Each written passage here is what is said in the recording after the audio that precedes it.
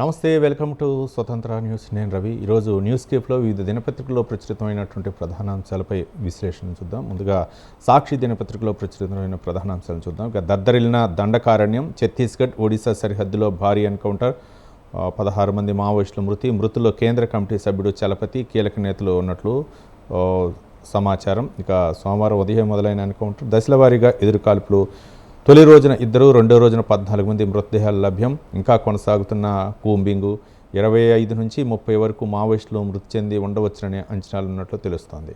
ఇక గెరిల్లా జనసేనని చలపతి. ఏపీలోని చిత్తూరు జిల్లా మత్యంపైపల్లి స్వగ్రామం 1990లో పీపుల్స్ వార్లో చేరి అజ్ఞాతంలోకి వెళ్ళిపోయారు. మిలిటరీ వ్యూహాలు, గెరిల్లా వార్ఫేర్లో దిట్టగా ఆయనపై రివార్డు కూడా ఉంది ఆయన తలపై. ఇక మరో అంశం ఏంటంటే ప్రపంచ ఆరోగ్య సంస్థకు గుడ్ బై. డ్రగ్స్ గ్యాంగులపై ఉగ్రవాద ముద్ర, వలస నేరగాళ్లకు మరణశిక్ష, ప్యారిస్ ఒప్పందం నుంచి వెనక్కి, మద్దతుదారులకు క్షమాభిక్ష, జన్మతా పౌరసత్వం రద్దు. డొనాల్డ్ ట్రంప్ అమెరికా అధ్యక్షుడిగా రెండోసారి బాధ్యతలు చేపట్టిన తర్వాత కొన్ని కీలకమైనటువంటి నిర్ణయాలు అయితే తీసుకున్నట్లు మనం సాక్షి దినపత్రికలు చూడవచ్చు. ఇక టీడీపీలో సీనియర్లకు పొగ, పార్టీపై పూర్తి పట్టు కోసం లోకేష్ ఎత్తులంటూ ఒక అంశాన్ని కూడా మనం చూడవచ్చు. ఇక మరో దినపత్రిక ఆంధ్రజ్యోతి విషయానికి వస్తే దండకారణ్యంలో కాల్పుల మోత, మావోయిస్ట్ పార్టీకి భారీ ఎదురుదెబ్బ, 16 మంది నక్సల్స్ కాల్చివేత.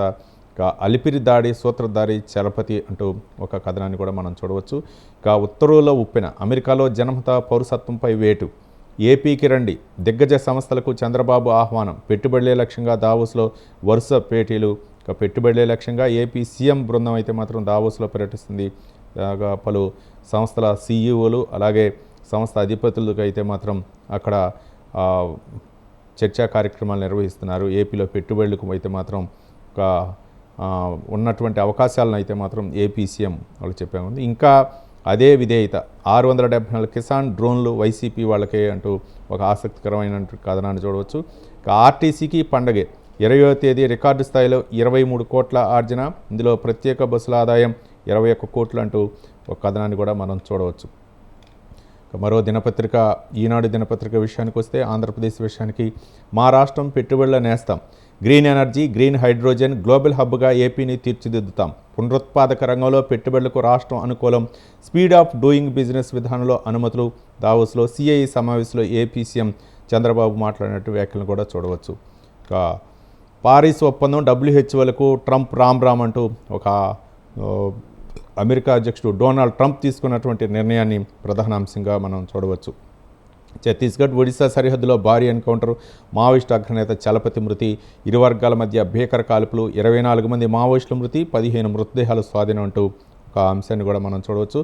ఇక పాత ఒప్పందం ప్రకారమే నీటి పంపకాలు. నిన్న జలసౌద్లో హైదరాబాద్లో 19వ సర్వసభ్య సమావేశం జరిగింది. అటు ఆంధ్రప్రదేశ్ నుంచి, తెలంగాణ నుంచి ఉన్నతాధికారులు సమావేశమయ్యారు. పాత పద్ధతి ప్రకారమే నీటి పంపకాలని ఫస్ట్ ఇక కృష్ణానది యాజమాన్య బోర్డు అయితే మాత్రం నిర్ణయం తీసుకున్న అంశాలను కూడా చూడవచ్చు. ఇక తెలంగాణ విషయానికి వస్తే నమస్తే తెలంగాణ దినపత్రికలో సర్కారుపై పోరు, దద్దరిల్లే ఊరు, గ్రామ సభలు ఉత్తువే, గ్రామ సభల్లో పెళ్లిబిగిన జనాగ్రహం అంటూ ఒక ఆసక్తికరమైన కథనాన్ని కూడా చూడవచ్చు. ఇక నల్లగొండలో గోండాగిరి, బీఆర్ఎస్ మాజీ ఎమ్మెల్యే కంచెర్లపై కాంగ్రెస్ దాడి అంటూ ఒక కథనాన్ని కూడా మనం చూడవచ్చు. హైదరాబాద్ తాగునీటిపై ఏపీ కొర్రి అంటూ ఒక అంశాన్ని కూడా మనం చూడవచ్చు.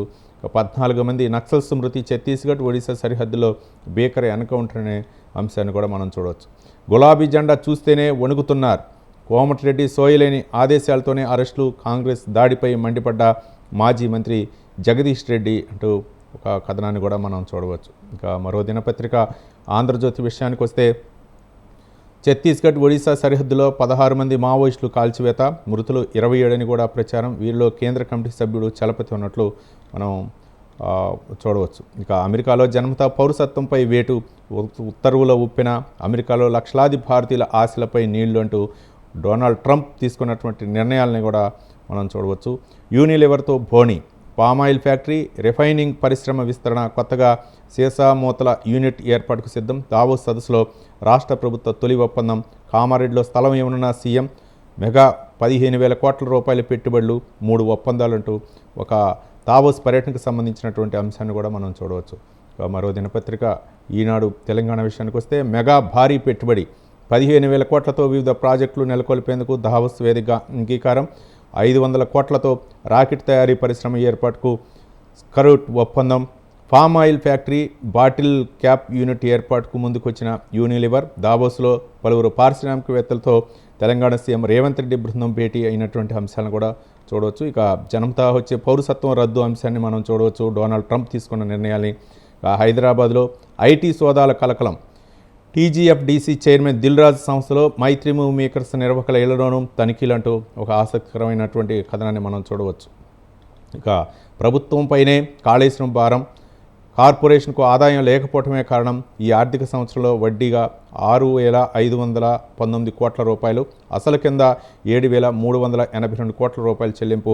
జస్టిస్ ఘోష్ కమిషన్కు వివరించిన ఆర్థిక శాఖ ప్రత్యేక ప్రధాన కార్యదర్శి రామకృష్ణారావు అంటూ ఒక కథనాన్ని కూడా మనం చూడవచ్చు. ఇక పాత పద్ధతిలోనే నీటి పంపకాలు, కృష్ణానది యాజమాన్య బోర్డుకు సంబంధించినటువంటి అంశాన్ని కూడా మనం చూడవచ్చు.